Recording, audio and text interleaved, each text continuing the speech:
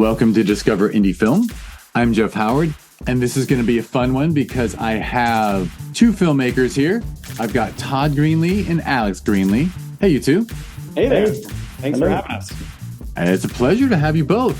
So, I met the Greenlees. I guess I'll call you the Greenlees. No, I should say, I met Todd and Alex. No, call us the Greenlees. That's fine. Everyone else does. The Greenlees? All right, well, yeah, you are in a special category because you were at the Sherman Oaks Film Festival in 2022, last year, and your feature film, All Eyes, won the Grand Jury Award for Best Feature Film Horror. And it is a freaking, or not, we're allowed to curse here, by the way. It's a fucking fantastic horror film. Cool. It's just fucking great. I love that film. As someone who watched the whole thing start to finish as, you know, as a member of the selection jury and then got to see it in the theater for that screening. It's just such a well-made film. And Thank you so much. And I might as well say, so for those, because this is audio only, Alex and Todd are identical twins. Yes. And collaborators. Yep. Todd directs and Alex writes. Although, you know, like everyone, I don't know if you guys are like the Coen brothers where like they gave each other titles, but the truth is a little bit of co-writing, a little bit of consulting direction. With our first movie, we both directed it. The only reason Alex didn't direct on All Eyes is because he was having a kid. So I was having my firstborn, so it would have been hard. At the time I was living in LA, we shot All Eyes in Oklahoma, and so it would have been hard to be like, "Hey, honey, I know you're due any day, but can I go film a movie?" You know, and not be there for the first, 1 to 6 months that are so much freaking work. Yeah. So you did maybe that would have worked. It would have been an excuse to not deal with a newborn phase. Film a movie. Yeah, but that's wonderful time. So congratulations, by the way, on the parenthood. I was always joking with Alex. It's like he was having an actual baby, and I was like having a movie baby, pretty much. You know, making All Eyes. I was having it's same thing. Same thing. Yeah. It's our baby. You know, movies are absolutely children, and you put so much effort into them, and then like distribution is kind of like when they go off to college. You're like, fuck it, I can't do anything for them, and now they're on their own. They're on their own. So the world's thing now. You know, like I wish I could do something. But you find out like there's so little you can do once it's out there. Like, I always joke with people. It's like it's always funny. I never really feel like the movie's actually done until like I'm holding the Blu-ray or DVD of it, and then I literally can't do anything else to this movie. It's like I could, but no one's ever going to see that version of it. So yeah, there's something comforting though, knowing that we can't do anything at that point, because it's just like, reviews come in, people have opinions about it, and it's just kind of like, that's it. We're not going to go reshoot anything. It's like the movie's done. It kind of just speaks for itself and lives out there on its own. It's pretty crazy. For sure. And I'm gonna try my best.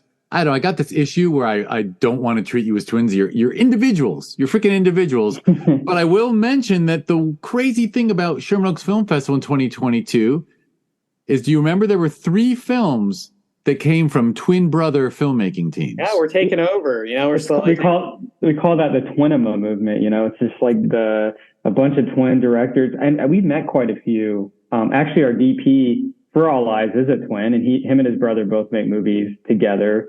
So it's just kind of crazy. I don't know what it is. Something about, I guess, I think pretty well. Twins make a really good like filming duo because we kind of have similar ways we think, and different enough. Different. It's like it's good because as the writer, I can approach Todd with ideas, and he's super honest. Like the worst thing I can hear is nothing. It's me pitching an idea, and he's like, okay.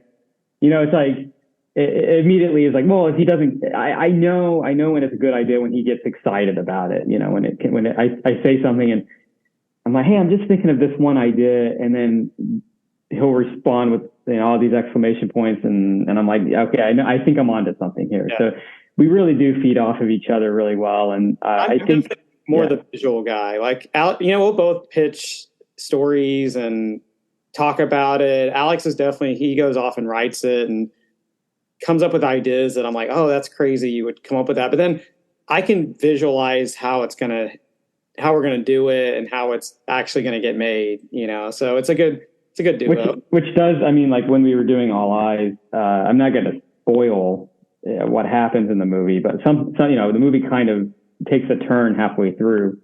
And as I was writing that, it's a lot of action, and I would just put later and then put this action and then later and then put all this action. And, I'm just in my house, all comfortable and, and Todd's out there filming and he'll call me in the morning that, hey, in the script, it says that there's knife out of a knife that goes in this guy's leg. And I was like, yeah. And he's like, how are we going to do that? And I was like, I don't know. Like it's the comfort. I don't want to like write in a box. I kind of like to write out of my comfort and things I always tell Alex, I'm like, hey, definitely don't write with a limitation. I mean, I can usually figure out what's possible and what, like in All Eyes, there's a scene where he's like outside and there's a thing coming towards him and then there's gunfire. And I'm like, we'll figure it out. But I think it's good. Todd, you didn't sound like that the day of. I was so mad. I was pretty mad. I was like, it was like the day of and I felt like I kept telling him, it was almost like he was on a lifeboat floating away and I was just in the water, just like, drowning. And he was just like on his little lifeboat. And I'm just like drinking a margarita. He's on the cruise ship. He's like, what do you mean? Everything's great. I wrote out the travel plan. Well, I remember Alex was like, it was like the knives. Cause I think going into All Eyes, like it is a very technical movie. I think we knew like going in and, with most indie films, that's kind of how it happens. Like we probably knew like 80% of how we were going to do stuff. And then you kind of just go into this survival mode and you're like, well, we'll figure it out. There's a lot of stuff we'll just figure out. And so there's like definitely a lot of the traps and stuff in All Eyes. And I was like, I know how we're going to do some of it, but like the knife flying out of the closet gets into his leg and they have to pull it out. It's like all these things. And I'm like, and it's funny. It's good having Todd there because again, I don't write thinking, can we do it? I just write if it looks cool. And I just wrote this one movie we want to do, and there's a scene that's very similar to like the mist. How the mist comes in, and or the fog, and it's this very sinister thing. And I just wrote it, and I was like, we'll make it, we'll figure it out. And Todd has a background in VFX, and he's like, how are we gonna do that? Like how, and also how is that gonna look? Because Todd told me like he's worked on big, huge budget movies that can't even get that to look right. So it's like, how are we going to get that to look right? Yeah. Fog and mist are like, and smoke are like hard to, they're just hard to look right. Cause there's like so much stuff with it. But even logistically, I was like, I just think visually, like how things are going to play out. And I was like, Alex, I don't know, like we're going to just have a long shot of like this fog coming in. I don't really know. Like, it takes that for him to say that for me to be like, oh yeah, you're right. But it helps me kind of, I think, that was my first thought was to put the fog, but it makes me think out of my comfort zone and be like, how can I be more creative? Because the reason I was thinking of that was because it's something I've seen before and other things. And so I'm okay, cool. This is going to put me in a position to kind of think more creatively and come up with a cooler visual that isn't fog, and stuff that you've seen a million times. For sure. And you're dealing, I mean, like All Eyes, the visuals are totally on point and all the booby traps and all the injuries and all the practical, wild shit that happens looks great. But also, I guess you both would probably agree, right? That the audience's eye, even at the indie level, the demand for VFX that is believable has gotten so high that, if you do mist, and as someone moves through it, it's not reacting to their physics. Now, like that used to happen, just like when you watch a show that was recorded, like when you watch stuff that was filmed in the 80s and 90s, and like most of the car scenes are like a horrible green screen that's super fake looking when they're in a car. And like, you just can't get away with that anymore. You know what's cool is like, there's that movie, The Mist, that was kind of inspirational. And that movie, did you know that was originally, it was filmed in black and white. Like it was supposed to be shown at theaters in black and white. And because the VFX of the monster that shows up in the movie didn't look that great, they shot it for black and white. And studios were like, no, I don't think people are going to buy it. People aren't going to see it if it's in black and white. So they changed it to color. And the movie, I mean, the movie still works, but then like when I learned it was originally supposed to be black and white, I saw the black and white version and I was like, oh, this is way better. This is like the ambience and just like the feel of the movie was like, that's how it was meant to be. And that's how they shot it. And I'm like, man, I kind of wish I would have seen that version first. Cause it feels like a Twilight Zone episode, which I think was the original intention behind filming it that way. Yeah. Makes perfect sense. Well, hey, I am very late to the game with this, but when I first mentioned All Eyes, I should have had one of you say where people can watch it these days. Oh, Todd. Oh yeah. So it got released in was it 2022? It was that when it got released, but it's on end of 2022. Yeah, November. Gravitas Ventures, and it's on Amazon Prime, iTunes, Tubi. It's on Canopy if people have a Canopy account.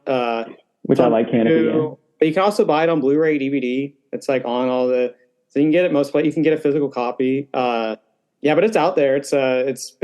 We've been pretty fortunate with it. I feel like a lot of people are watching it, which is awesome. It's been opening a few doors, I feel like, for us. Yeah, it definitely has a lot of exposure, and it's just it's fun to see it getting a wide spread. I think it's international now too. So.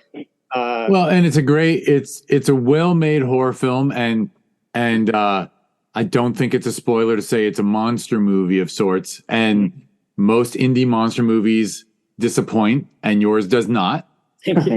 Right? Yeah, so, and it more than doesn't disappoint. I mean, I already said I think it's great, but you even I won't no spoilers, but you elevate a little. The right kind of film, I think, to catch heat. And I would recommend, I think Tubi and some of the others are the ones that put commercials in. People should be purists and pay whatever it is, $6.99, whatever it takes to watch it on Prime Video without commercials. Totally agree. It's definitely a movie. Yeah. It's not that long. I mean, it's a pretty good runtime. I think it's like an hour 27. It's like, it's a good length to where it's like just sit through it because there's like a flow, and the most fun is watching it at festivals with people and in audiences, and when it does have this tonal shift, it's just a blast to watch. And that was the feeling. Was the first time we watched the movie with an audience was at the Houston Horror Film Festival in Houston, and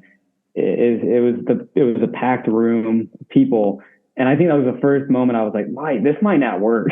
Like you're kind of hoping that like people go along for the ride. And it is a packed theater. So you're like, if this doesn't work, it's going to be so uncomfortable. It's going to be silent.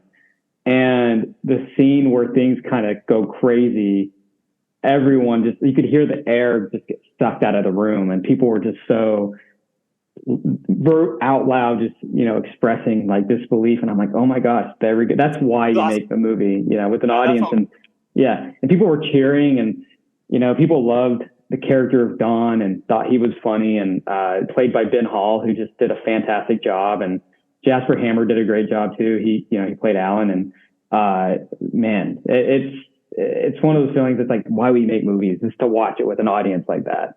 I know you really have the perfect pairing there of the lead actor who carries the film, and then the supporting character who steals every scene he's in, and your lead embraces it. Like you can tell, right, that Jasper embraced Ben. He knew, right? He knew that every scene that Ben was in was like a Ben scene. I mean, I think every scene we shot with them together was just a blast. Like I feel like all we had to do was film. It was just like this chemistry together.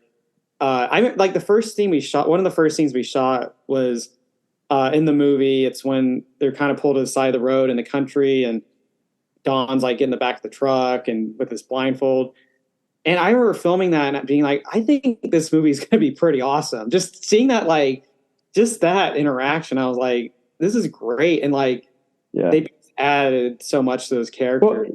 Well, and we both met Ben for the first time. It was a phone call. Mm-hmm. And just talking to him, I was like, this is the guy. Like, it's crazy when you meet somebody and you're like, this is who I was picturing as I was writing it, And then you just see the level he brings to the movie, and you're like, the first thing I thought of was like, well, now he's going to be in every one of our movies. There's from this point on, I can write him into everything, and I'm sure he's going to just bring 110%. I see him just popping up. And it's fun to watch him.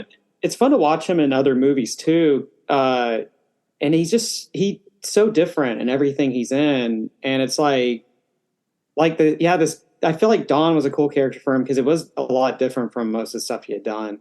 But yeah, he really just added so much to that part, just the look and the emotion. Man, there's that scene where he's talking about his dead wife and man, I mean, just his emotions he brings to the table. You're just like, dude, this is what a good actor looks like. That was on the first day of shooting. We had to do it, and it's a monologue. It's like, and it's a lot longer. With that, we kind of trimmed it down a little bit, but like, it's kind of like this monologue he gives in the halfway point of the movie, and we were gonna shoot that like the last thing of his whole stuff was all shot in 3 days. Like the whole shoot was a 10-day shoot. His stuff was a 3-day, which is insane. 10 days to shoot a whole feature. Yeah, it's crazy. Well, and the fact that someone's who's in what, like 70% of the film he's in most of the movie, is about that character, and you only had him for 3 days.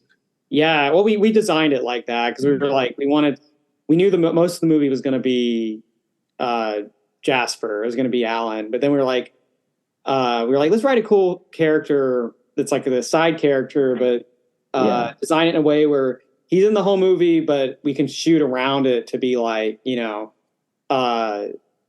it's possible to do in 3 days. So like, we crammed all of his stuff in the first 3 days of shooting, and to the point where like after he wrapped, we were like, did we just film the whole movie? Like, what else do we have to shoot? But then we were naive because the whole scene in the room, like where things are going crazy, like that took like 3 days to shoot by itself, I feel like. So like, you still had a week left, but I mean, that felt like that is sort of the heart of the movie with the two of them. But but Alan, the scenes with Jasper come before Ben's character is even introduced, and quite a bit in the grand finale. I mean, one of the things I love, and hey, before we start recording, we're talking about 4th of July, right? Like the film has a genuine grand finale. You know what I mean? Which I also got to add, I bet that's one of the things that your audience has always loved is you got to have a great ending, right? Especially with action, mystery, horror. Yeah, we're all about the mixing genres and having that moment of pulling the rug from underneath the audience, and we kind of play the beats that you kind of notice, and they seem familiar, and then we just twist it, and we just kind of have this huge fun of like, actually this is going a completely different direction than what you would have thought. Because I think the way the movie's designed is you're like, what a sweet little moment, and then you look at runtime and you're like, my God, there's like 40 minutes left of this thing. Like, what could possibly happen from this point on, and that's kind of the thing we replicate a lot in our movies. Is that right? I mean, you fool us into thinking it's a film about podcasting. Yeah. But very quickly, I don't think that's a spoiler. Very quickly, it's about a podcast, an adventure that a podcaster happens to go on. But and that was podcasting looks like it's central, right? In your introduction, you kind of do trick us into thinking it's going to be, central to that. Yeah, and that was a great tool, having the podcast. The podcast and the movies where, like, our first movie we did it was called Home with a View of the Monster. It's also streaming if people want to check it out. It's on Shudder. With that movie, we wanted to do a haunted house movie that wasn't about the haunted house, and so with All Eyes, we wanted to do a monster movie. It wasn't really about the monster, but there is a monster. It's like there is a monster there, but it's more about like the house. Yeah, the scene when we were doing our first movie, Home with a View. So it's the kind of thing we like to do is like have a horror element in the background, and then you have in the foreground just this human thing with a bunch of heart, and the Home with a View of the Monster. The scene we would always show people as we were making the movie was there's a scene in The Sixth Sense, and it's the scene where it's the mom and they're in the car and she's talking to her son, and he's talking about he knows what happened. There's an accident ahead, and have you seen you've seen The Sixth Sense, haven't you? Oh, of course, classic. The Sixth Sense, yeah. And that scene is so great because it's not about the horror element anymore. It's about just a mom and her son. And that moment is so great. You know, it's no longer, even though there's a scary thing going on, you forget that it's a horror movie. Yeah, even in the scene, you see a ghost, and it's just kind of there, and then she walks away. We always show that to people because we're always like, that is like 100%. The vibes we're going the heart has to be there. So for us, we're like, that's very important for us. That like, it's more about the people, and it's more about these like barely human moments, you know. And yeah, that is a good example, though. We always show that to people. Yeah. Excellent. Well, hey, I'm gonna shift our gears because we've gone pretty deep on All Eyes, and like I said, normally in this podcast we go back to your beginnings.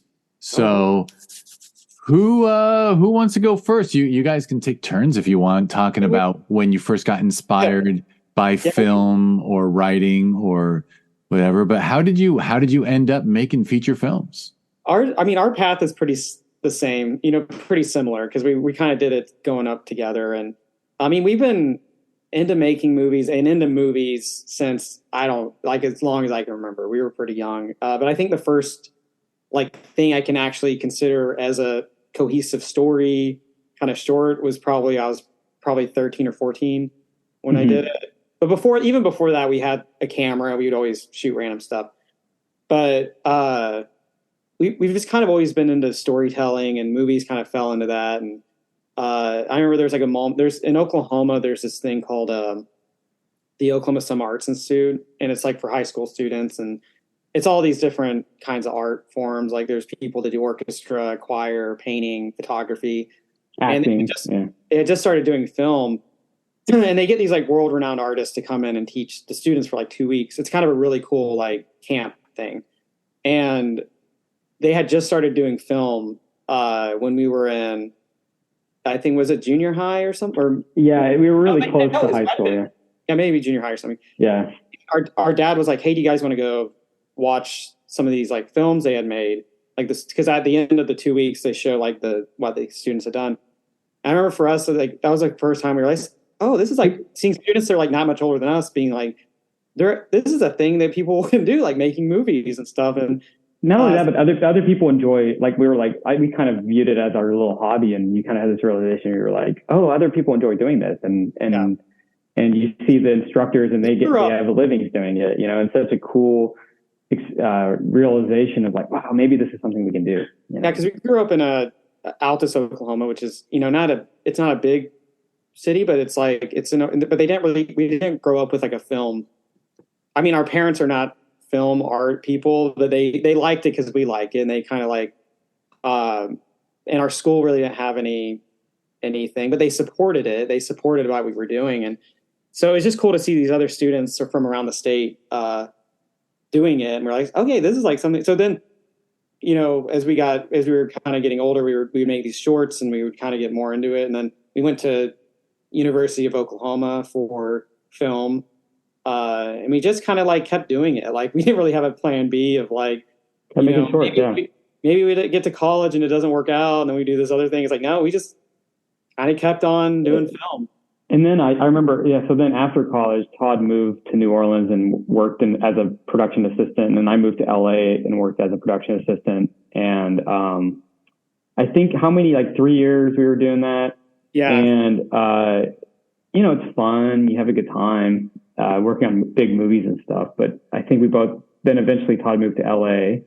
And I remember there was a moment I was driving him to his apartment in Tarzana, and we were just like, we had this moment at the same time. We were just like, hey, let's just make something. You know, I'm tired of, you kind of hear a lot of people talk about, you know, working on the screenplay they've been working on for 10 years and it's going to be the best movie ever, but they never take that next step to just make it. And so in that car, we bought a plane ticket for us, a plane ticket for Jasper, who was in our first movie. We didn't know what the movie was going to be, you know, and we were just like, in 3 months, we're going to make a movie, you know, and in Oklahoma. And we kind of had an idea of the location. And then it just kind of, I think putting yourself on a time limit like that is one of the best things creatively for you, because you kind of have to go into survival mode and figure things out, and then it just works out. And then And if we hadn't done that, nothing would have happened. We would have just kept making excuses about making movies instead of actually making movies. And our philosophy was like, no matter what, we're making a movie, even if it's like just us and Jasper in a location, like we're making something. And it's like, regardless of money, like, how many crew members, like we weren't really like, we just wanted to make something. And luckily for us though, like it just slowly, and I guess maybe this is how it is with indie film, is like things just kind of piece together. When you start to actually, when the train's moving, things are going to like come together. And, you don't have to have 100% of the stuff. I mentioned this earlier. You don't have to have 100% of the stuff figured out. You just kind of like get enough to where you can do it. So we shot, our first movie was 2017. It was in 2017. It was like a 15-day shoot, Oklahoma. And it was super like, low budget. Our crew, it was like the main cast was like 4 people, maybe 5. And like, but then our crew just kept, each day, I feel like people would hear about it, and we would just get more and more people coming in for free. And it was just like a summer camp. It was because we were like this Grand Lake in Oklahoma, and it was like a cabin. It was like, a lot of our cast and crew have gone on to do awesome stuff. Like I think there's a lot of the people that worked on Minari that worked on our movie. Just a really fun experience, but we did learn a lot. Like that was our first experience with like distribution, and just a feature film is like a different. I think story too. I think just figuring out beats and I remember being in the editing room and being like, man, you just want to get to the house. You kind of, there's the whole opening scene is them in the woods, and you kind of get to the point you're like, the movie is right here, and I feel like there's like a big chunk that you just want to get to the house. And that is a lot slower pace. Big lesson, slower pace. Yeah, that one was a lot slower pace of a movie. But I love it. There are things I loved about it, like because we wanted to do like this horror movie, but it was like this. You don't know what the horror. You don't know what the haunted house until like halfway in the movie. And it's more about these people, and I think there's things that like really really work about it. But then it's like, the story we needed to like pick up the pace. It's like when you're watching with an audience, it might feel good for us, but then when you start to see it with people, are like, oh man, this is like, you can feel it. Kind of drag, but then you can feel it when it works. You can feel it when the movie becomes the movie, and you're like, you try to recreate like, why was that? Like, why creates that difference? And you got to listen to the audience. Yeah, and we honestly use everything we film as like as a learning experience, and like that one we don't as of now we haven't made these like huge budget movies. Like a lot of our movies are like really really low. Really, really, really micro budget films, but I think it's a good way to learn because there's less pressure as far as like, oh, if this doesn't work, we spent like $1 million on this. It's like, no, we spent like we never had to compromise. Like a lot of stuff we do, we write specifically for knowing that what we can do and what we can get, and we're just like, oh, we learned that thing from this, whether it's production or whether it's story. Contracts, like getting things written down. There's so much we learned that the hard way. There's so much to making a movie, and it's like we learn stuff and then we incorporate it. Instead of it be like harping on it, we're gonna like finish the movie and then make the next one and incorporate that stuff. So with All Eyes, like it was definitely more of like that one came about because it was 2020 during the pandemic, and Alex was working, but I work in the film industry and there's nothing going on. So I was like, hey, if you want to write something, I'll go off and shoot it. And it was a similar thing where it's like we just wrote it around what we could get. I think it was ironically as we were just on the meeting with Jasper. We hadn't talked to him for a while, and we were like talking, and then he had gotten off the meeting, and it was just Todd and I, and we were just like, let's do another movie. It was just kind of, and then the movie just literally, I think within a week, the movie was casted, and we had it. I was in Oklahoma, like, prepping it, like, because there's a lot of prep. They went into that one. And luckily for us, we had already kind of had the idea. We had been baking that for a little bit and changed some things around. And man, it was like, that was a fast moving train. I think everything, it was bizarre how fast that worked. It worked out really well. It's a similar thing with like Home with a View is like where, even a week before, like we didn't have the whole cast and crew. And it was like all of a sudden, a week before you start to hear from this person who's like, yeah, I can help out. And you hear this other person that wants to help out. So it's like, all of a sudden you're like, oh, we have This is like a whole. Yeah. It's like a movie. I remember being at a pool party and talking to some of our friends who were going to help, and like within that moment they were just like, "Oh yeah, I'm going to be there too," and I was like, "What?" And then all these people were like getting their plane tickets and stuff, and I was like, "Oh man, this is cool. I didn't know that this was going to happen the way it was," and it became like another summer camp. Yeah, the set was like a lot like the first movie, where it was like very chill, very. I mean, we worked. That one was a lot of hours because we were cramming a lot into 10 days. But it's like, it just felt like a summer camp. Like everyone was, everyone was chill. Like on the weekend we would take off and just be by the pool. It was during the summer, and it was like, just that whole group of people were a blast and very talented. Like there's just getting these people together, like our cinematographer, Austin, our gaffer, Grip, James, Ray. It's like just all these people coming together is like, is a dream team. Yeah. You can't really make a movie, but it's kind of hard to make a movie alone, So it's having a lot of people who are talented. We would have made something. Like that's the whole goal, is like we would have made something. But it's like, I'm just happy that it turned out the way it did, where we were able to make this better version of the movie because like things pieced together, So people helped us out tremendously. Yeah. And it sounds like, I mean, all right, so Home with a View of the Monster, that was you on a drive to Todd's apartment. You just said, "Hey, let's make another film," and you had made shorts in college. All just shorts. Yeah, we had made just shorts, and you just and in that moment, and you're both whatever you're doing, like in that moment, you're like, and we're gonna make a feature. Yeah, well, because like our thing was like we had done a lot of shorts, and we had wanted to make a feature, but it kind of just kept like we were under this. You kind of start to try to piece one together, and it's like people are saying how much money it's going to be. It's going to be like you have to raise all this money, and we're like, oh man, I guess that's just how it's going to be. And then finally, we were like, we had this big one we wanted to make, and we were just like, it just wasn't going to happen. It was just like, I think too is just like the amount of energy we were going to put into it. We were like, we might as well. I mean, we're going to put the same energy into a short, So let's just make it a feature, And am I wrong to think that your Oklahoma ties are like your secret weapon for filmmaking? Yeah. Oh, 100%. Fact that, and plus you get everyone out there and they're having whether they're people based there or people who came out for you. Yeah, you sort of, like I'm always jealous actually of film festivals that take place like outside of LA, because then you get everyone together and they're just about the films. Like there's nothing else to do, right? So like you probably, whatever budget it was for Home with a View, it probably would have been a short in LA, but it could be a feature out in Oklahoma. 100%. We were able to do stuff we would have never.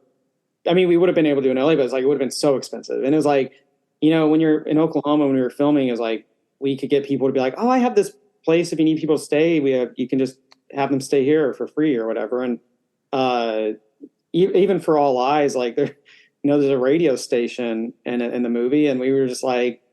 We knew some people that own the radio station. And I said, "Oh yeah, you guys can film here for like." And they had their own cleaning crew for COVID. They had a cleaning crew come in because it was in the thick of things and during the pandemic. It legit looks like a scene out of E.T. or Close Encounters. It was just really bizarre. Every day we would finish filming, it was like really late, and like these people in hazmat suits would come in and just spray down the radio station. It was very surreal, but like it was it was just like these people come together and like really help out. And, here in LA, it's like a lot of, I mean, I love LA and I want to eventually even make a movie here, but it's like, a lot of people expect something, it's like a lot of people are like, there's always a catch. And it's always like, oh yeah, you guys can film here, but it's going to be like a crazy amount of money, or it's going to be like, you need a lot of like which you need permits and stuff in Oklahoma. It's like, there's just more you can, your money goes a lot further. Yeah. We joke. If you were to film it at a church in LA, they would be like, cool, that'd be like, what, $5,000. And then if you wanted to shoot at a church in Oklahoma, they would be like, cool, we'll make you a casserole. Like there's not really, there's a huge difference there as far as the way they approach, I know filmmakers are like, we'll shoot in Idaho and they'll say like, we asked a local bar if we could shoot there, and they said, well, can we add one condition? They're like, what? Can we watch? Yeah. Whereas every bar in the LA area is going to be like, All right. Well, when a film scout calls, I normally quote him 10,000 for a day. Yeah. Or, it's because here there's just too much. You're competing with what the studio budgets are. Mm-hmm. Luckily for us, like there is, Oklahoma does have a really cool film scene. Like there's a lot of stuff that are, especially most recently, there's a lot of cool stuff that are filming there or have filmed there. And the Oklahoma Film Office, like, we have a pretty long running relationship with them, and it's just great to have. It's almost like we can just be like, hey, we need this location, and they'll help us research how to find it, and it's just easy. It's very easy going. It's like they're great people and a really great community there. So yeah. Do they have incentives and stuff for you, or? Well, we a lot of our movies are so fast as far as like production, inception to like the production and stuff. We never really utilize it, and also ours are very low budget. But I think eventually, we would want to. They do have incentives, really, really good incentives, and eventually we will utilize that. But yeah, a lot of our but yeah, actually, the incentive question. But incentives mean you're hiring X number of local union type people and this and that, which we already are. It's we already are. But you're also getting a lot of help from friends who are just there, right? So exactly, yeah. So yeah, when we and also beyond the actual film community, like the actual community of people, like restaurants and the city councils and the chambers and stuff, like they really do help out, and they're very nice and friendly with like production. Yeah, we shot All Eyes in the small town of Hobart, Oklahoma, and when we got there, we were shooting the scene in the town square, and they had on the old movie theater, they had on the marquee, "Welcome Homefront Pictures," and we were like, man, that's and they even had somebody mow the grass and like they mowed the clean grass up for us in the town square. They mowed it for us. There's a people that in the town that like came out to be extras, like, and it was like, it felt like a big set. Like, 'cause it was like, we had a lot of cool gear and stuff. It was like, just all these people coming around watching us shoot, and it was like, oh, this is cool. This is really fun. Getting support from the entire town is massive. I mean, I assume Alex's writer brain is like, oh man, what more can I write in this town? Now we got a town square, we can, it's because honestly, like I remember how that town looks on screen, right? Because you go to the post office and this and that, and like. Like it's it's almost got like the Back to the Future small town vibe, Yeah. So legit, we could legit shoot Back to the Future there. Like it has that vibe, and again, like everyone couldn't be any friendlier than they were, and we were super grateful for that. I think it's definitely an example of like write what because like we definitely know, we grew up around that area. We grew up like around small towns and stuff, and I just, when you write what it's like, it feels more lived in and real. And like Dawn, for example, in All Eyes, like is based a lot off our grandpa. It's like, a lot of his mannerisms and his like our grandpa wasn't this crazy. Not crazy. But I think one cool thing about that is, I just he's not crazy though, but yeah, maybe he is. I wrote that, with that in mind. And it's crazy how some of the people talk about, they're like, man, I know somebody like him.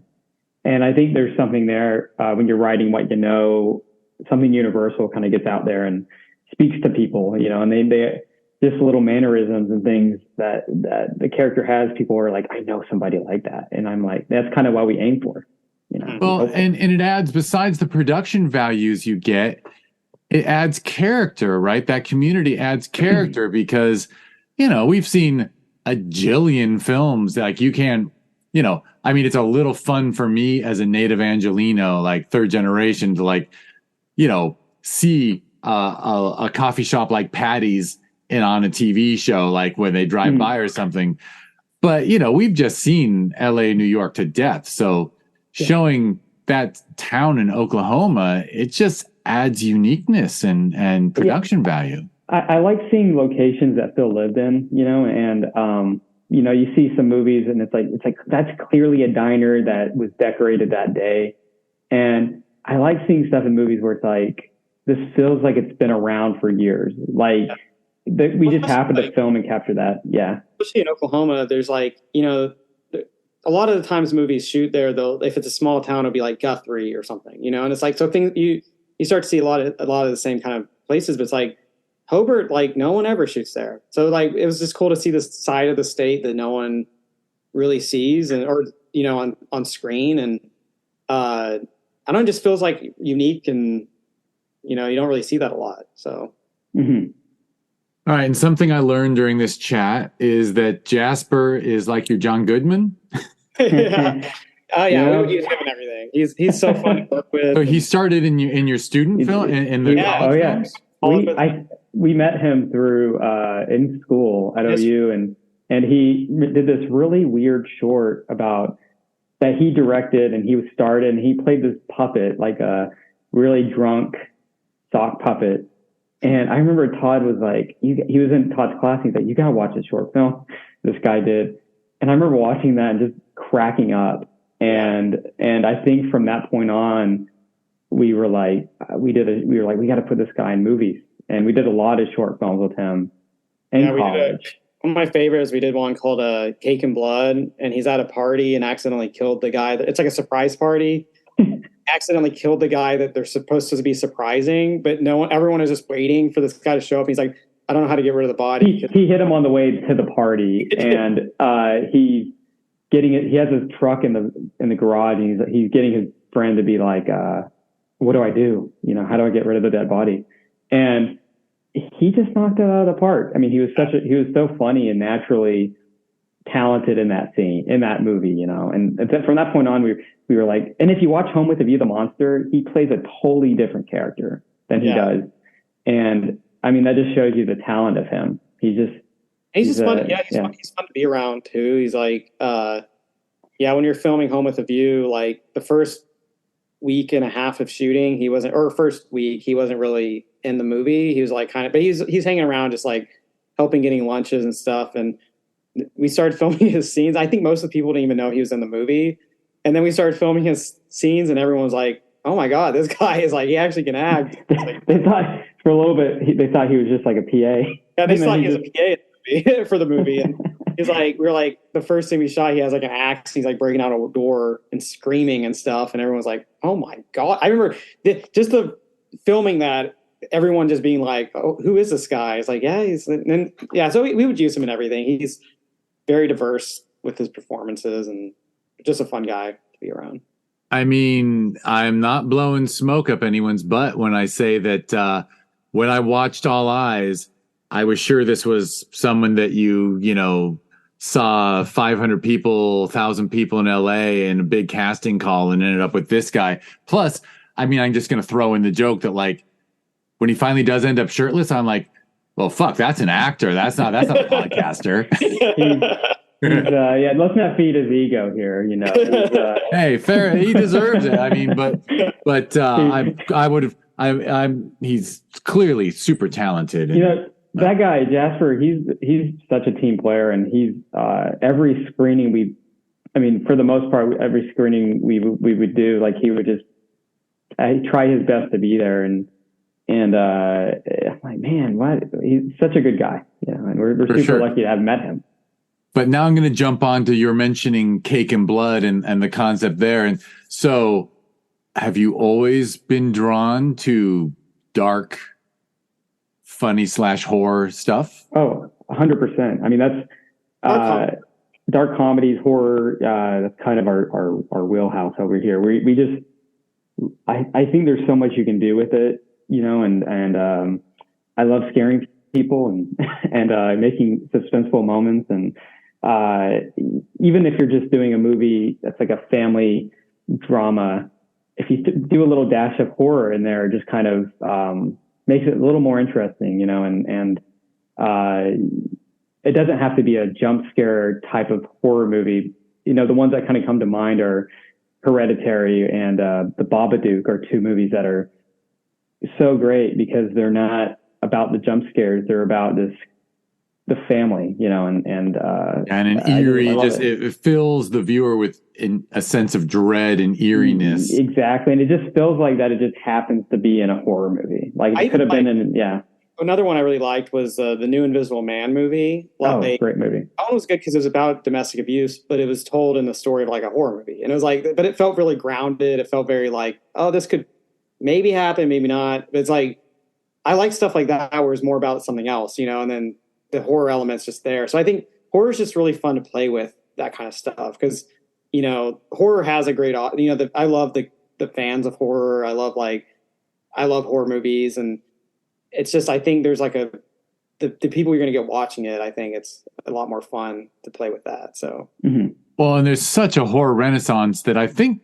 pretty much came about because as much as, and we're talking now during a triple strike in Hollywood, but, writers and then SAG-AFTRA, but I think the streaming, the way streaming arose, I think it created this horror renaissance where you really can, because I grew up in the 80s, right? I was in high school in the 80s. And so it was slasher or nothing, and it really got pretty boring. Like it got as boring as a superhero movie. Like, what's going to happen, plus the question mark at the end, did the slasher get away? Like they'll be back, what's funny though? There's that movie, Sleepaway Camp? Is that the one? The classic horror slasher movie from the 80s. And, watching that today, I'm like, I can see the indie aspect of it. And I can respect, like, I know what they were doing here. I know, like, it probably wasn't a big crew.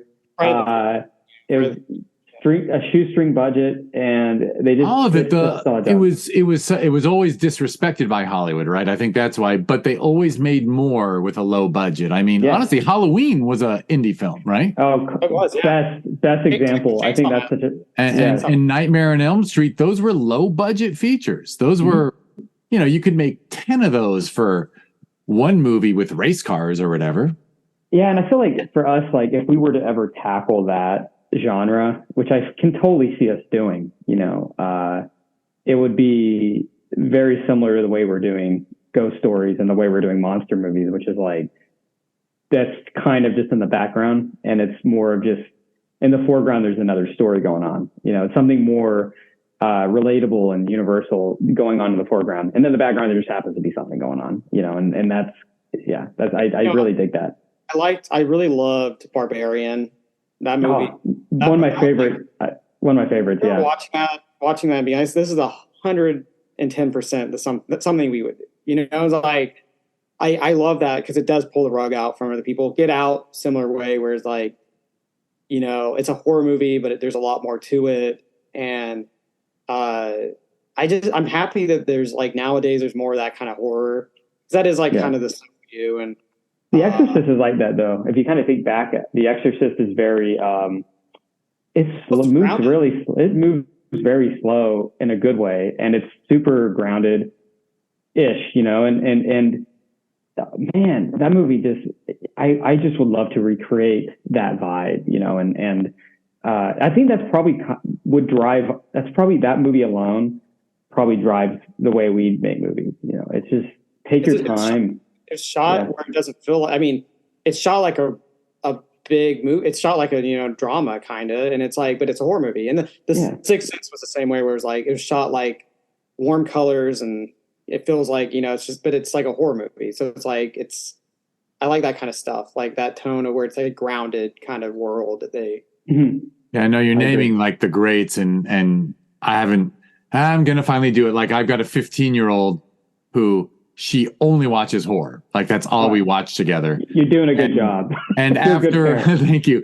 And after what was it? Conjuring and Insidious and this and that. I finally turned to her and I went, okay, this is demonic possession. You were watching The Exorcist Saturday night. We are going to watch The Exorcist. She was into it from frame one, even though like the whole thing, it is slow paced and it starts with archaeology. Mm-hmm. Yeah.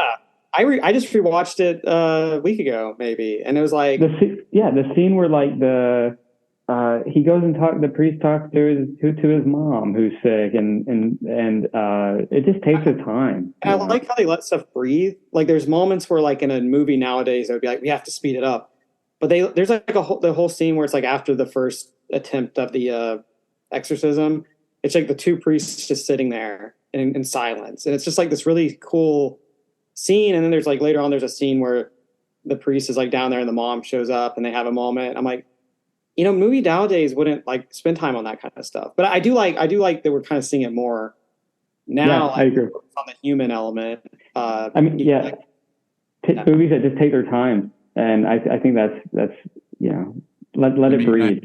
I realize the next podcast I'll be asking you for your favorites and everything and that 4 questions thing. But I mean, when you two were young, do you remember seeing horror? Like when you were too young to see it? Twilight Zone, I guess, would be kind of close. Twilight Zone and even it's funny. Like we watched all the old Frankenstein, Nosferatu, Dracula. We watched all that like on VHS. We still have the VHS tapes. Even Abbott and Costello. Abbott and Costello. We watched Frankenstein and all that. Meet the Mummy meets Frankenstein. No, and it's funny because Twilight Zone is seminal, and it's like the greatest lesson in screenwriting of all time. Watching that show, right? But it definitely instilled an appreciation for sci-fi and horror. Yeah. And at this point, 6 generations. I don't know how many generations. I think we were lucky. We were lucky also because we grew up in the 90s and Are You Afraid of the Dark was on Nickelodeon, and that was kind of like the Twilight Zone for Goosebumps in a way. Still pretty scary for like a kid's thing, and it was like being exposed to that. I think was huge because like it was like these actually legit cool stories and they weren't really holding back on this. I think what was cool about the Twilight Zone was how every episode, and they were throwing these episodes out like I think twice a week. They were doing these, and every single episode had such a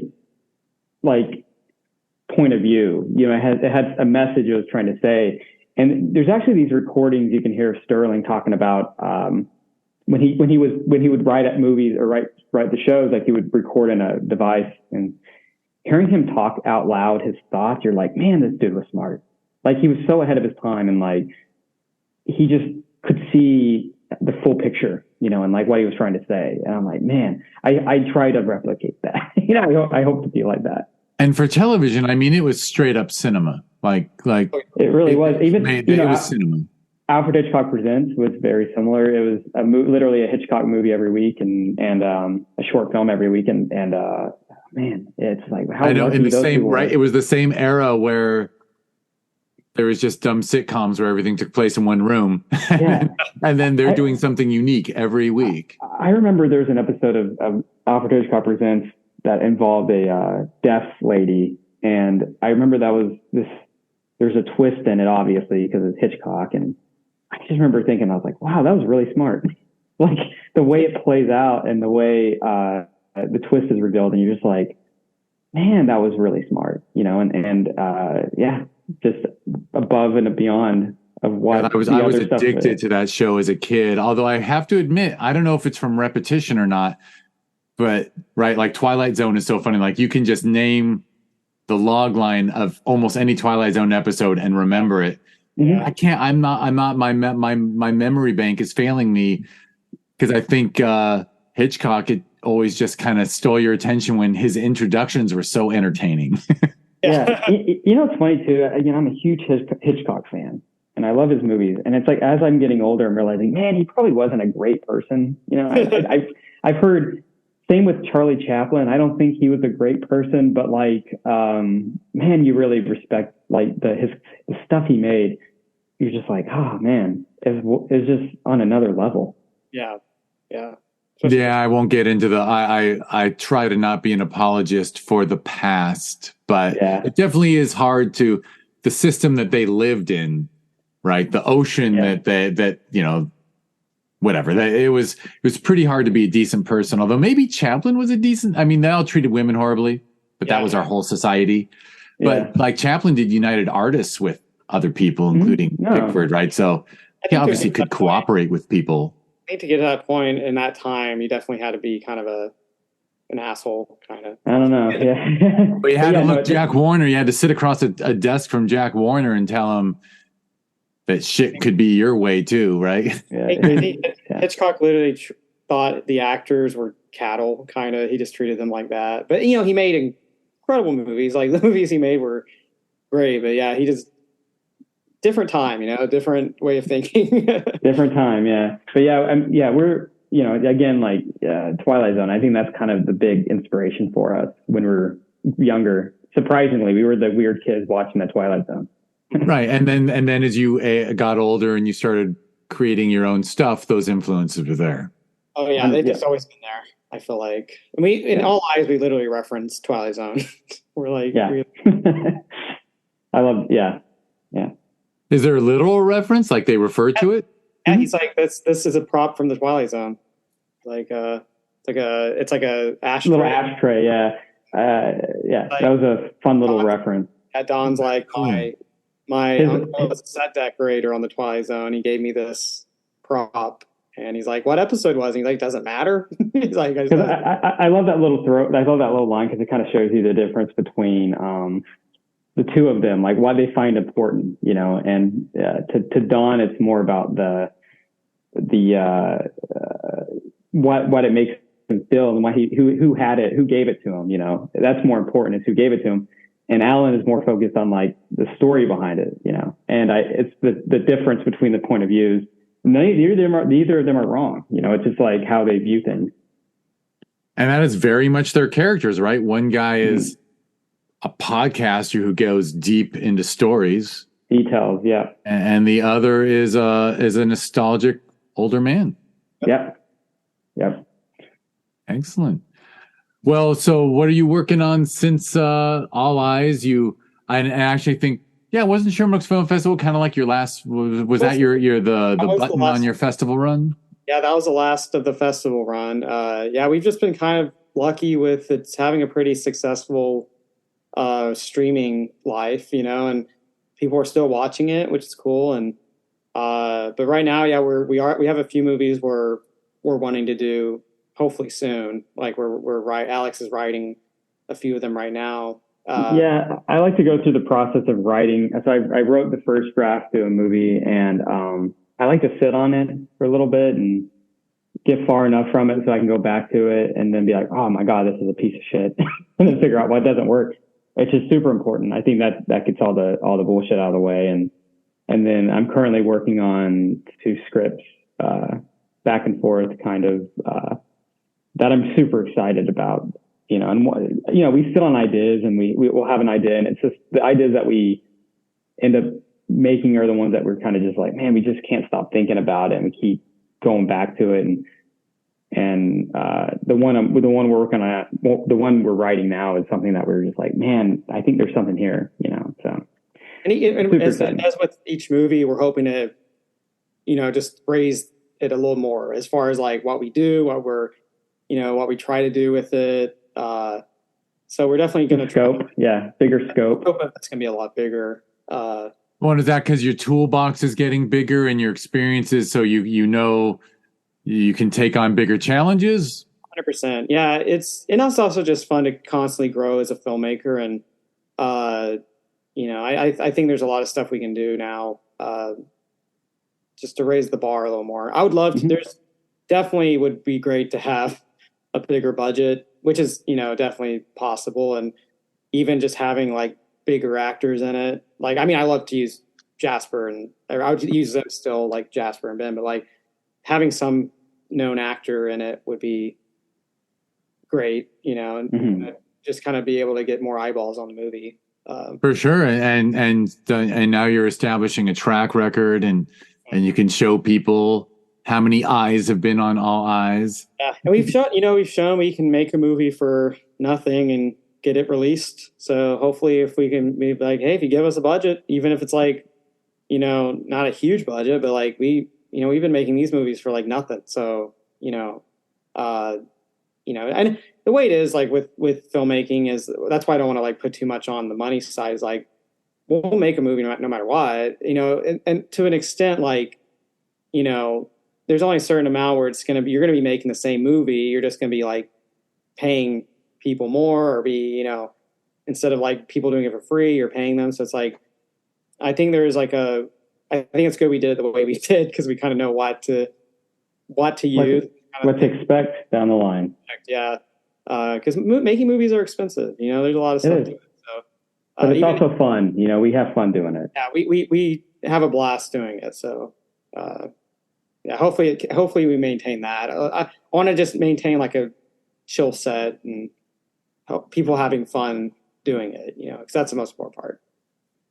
For sure, for sure. Well, it'll be very fun for me to follow along and watch what you do as you go, because I mean, you're doing it right, and you also have the same freedom. I remember an interview with I think Joel and Ethan Cohen, where they said, when we present something to Warner Brothers, and we're like, this one will take 60 million. And if they say no, we go, okay, we have another script we'll just make with this indie thing for 2 million. Like they have the freedom that they're like, oh yeah, we don't need your money. We'll make something on our own. At all times, I feel like we have like 5 ideas at all times, like different budget levels, and you always want to be prepared. These are things you can do, and just be ready. That's how you can be.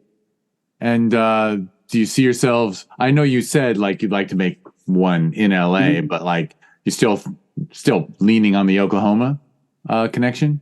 I think so. Yeah. I mean, as long as some of our movies start with a location in mind. So we know Oklahoma, if that keeps guiding us there, that would be great. But we're always open to filming different places. But I think you should personally. I mean, yeah. I just think it works. I think it works so well to. Yeah, we know it. It's like just keep writing what we know. And I mean, the farm, I know it's a family farm, right? But that is cinematic as fuck. Yeah. Yeah. I think since we shot, it got torn down by a tornado. Like a whole tornado completely went through and wiped it out. Yeah. So sadly, the house is gone too. We had to burn that thing down. The house, the workshop, everything's completely gone. But we like it lives on in the movie. It lives on in the movie. I'm happy we put it in the movie though, because it will always live on in there. But yeah, Oklahoma, there's a lot of cool places to shoot. There's a lot of character. Like, I've been watching, I don't know if you see the show Reservation Dogs, but that show's awesome. That's shot in Oklahoma. And there's a lot of stuff they film that you're like, this is a cool look to it. There's a lot of cool stuff there. Especially the most recent episode, there's a lot of cool stuff they did in like the 70s. But yeah, there's a lot of, I think there's a lot to do there. And also with the state, like all the corners of the state, there's different landscapes and stuff. So I feel like there's a lot to do there to film. Yeah, for sure. Excellent. Was there anything else you want to mention before we? No, this is great. This is fun. I always love kind of talking about this stuff. We love movies, so the more we talk about it, the better. Well, you're going to enjoy answering the 4 questions just as much, I assume. But oh yeah. Hopefully, I can get you two arguing a little bit. Hopefully, not that it's about arguments, but you're opening a box with these questions. So yeah, well, I mean, but it's chill because it's just it's not like name the best films of all time. Just name a favorite, like yeah, for sure. I used to think maybe I should ask guilty pleasure, but I'm like, no, like if. Sometimes people have the balls or the guts to put a guilty pleasure as a favorite. Like, just admit, you know what? I love this really stupid 80s comedy that everyone thinks is a piece of crap, but to me, it's special.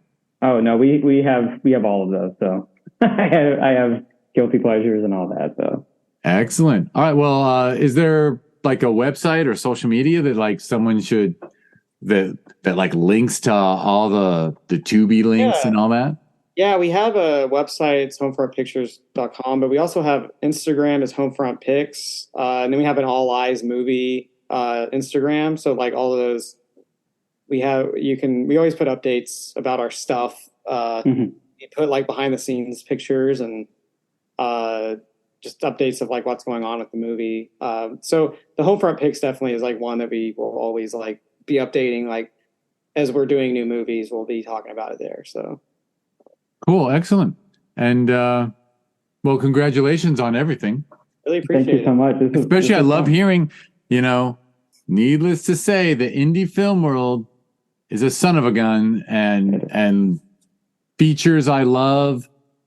Often I hear back from people. They're like, yeah, we went out there into the streaming world and the AVOD world. AVOD, for those, I assume people listening to this would understand what AVOD means. If not, Google AVOD. But But a lot of people, it's tough. It's tough. So it's great to hear that something like All Eyes is getting the respect and the attention it deserves.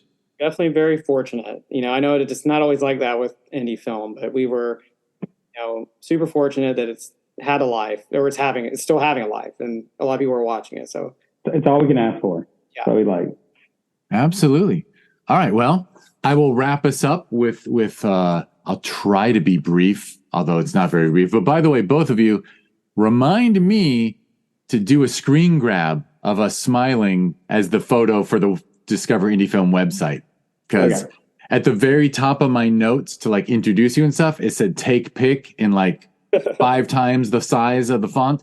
And I didn't. So anyway, I hate forgetting to do that. So anyhow, I just mentioned the website. So if you want to check out the website for this podcast or the TV series that was born from the podcast, it's discoverindiefilm.com. And on social media, it's at DIFwins. And I did mention the TV series.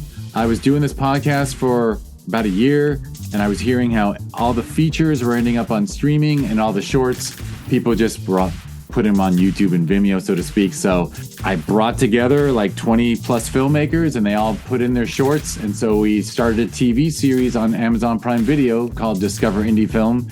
That's an anthology of the best shorts from the festival circuit. So if people want to be nice, first like and subscribe to the podcast on whatever you're listening to this on, and go to Amazon Prime Video on a nice big TV and type in Discover Indie Film in search and enjoy short films handpicked from the festival circuit.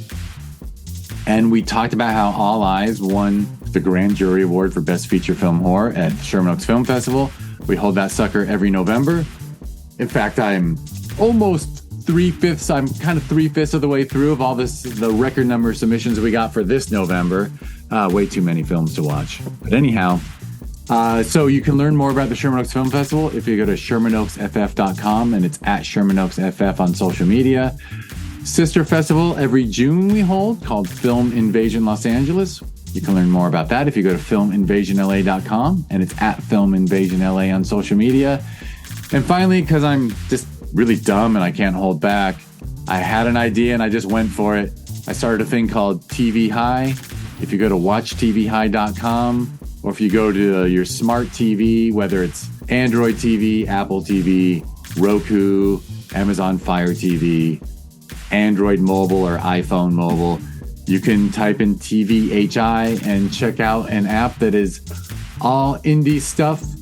And the reason why it's called TVHi is because it's all wonderful material, but it might be even better to watch when you're stoned if you can do so responsibly. I have friends in recovery, so I always say, if you can use cannabis responsibly, TVHi is for you. And if you can't, please don't. Watch TVHi sober. All right. Todd and Alex, thank you both so much. Thank you. It's been great. My apologies. I hope people can tell your voices apart. We were on Zoom, and I didn't give the Zoom intro where I said, there's something funny about Zoom when you record Zoom, which is we never talked over each other, but then the recording has like this micro delay. So my apologies if you were listening to this and it sounded like we were talking over each other. I swear to God, we weren't. We were being very nice, respectful combo. Be civil. I feel like. The twist is it's been Todd the whole time. There is no Alex. there is no twin. Twist. There you go. Have you been tempted? By the way, I finally after 9 years of film festivals, 2 festivals a year, finally a kick-ass horror film that used twins to be like Good Night Mommy? No, that wasn't the name of it. But it was a guy was cloning. It was like cloning. And so the twins were playing opposite each other. So like it was awesome. But anyway, I always wonder if one day you two will cast twins. Oh, actually, we did in our first movie. We used our nephews. They're twins, and at the time they were 3. How old were they? 3 or 4? And they were really they're 3. They're 3. We have to use them in our. So there's like one scene in the beginning where they're Easton and Weston. They're both in it. So they were great. Wonderful names, cute. All right, well, I already thanked you both. And so now I'll just shut the fuck up and say thank you everyone for listening, and I'll click stop.